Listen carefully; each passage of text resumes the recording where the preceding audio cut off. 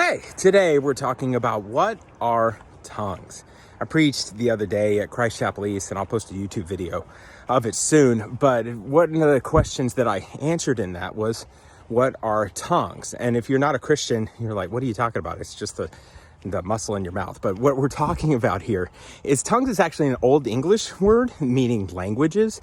And what some Christians believe, Pentecostals particularly believe, that is that God can give us utterances. It's like our spirit speaking out of us and praising and thanking God in a language that we don't know. And I know that sounds crazy and that sounds woo-woo and weird. And to be honest, sometimes it is woo-woo and weird, but we have a strong scriptural basis for it because it comes from Acts chapter 2, verses 1-4. It says, for they were all gathered together in one place, gathered together in the upper room. And this is all the disciples. When suddenly a mighty rushing wind came in and tongues of fire came and split and landed. It was on top of each of their heads.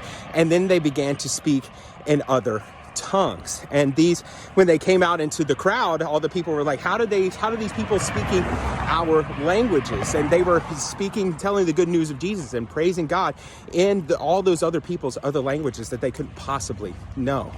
And so this is basically what tongues is, and where the first verse where we base our entire theology about it. And so I'm going to be talking about that over the next couple of days, but at least that answers the first question.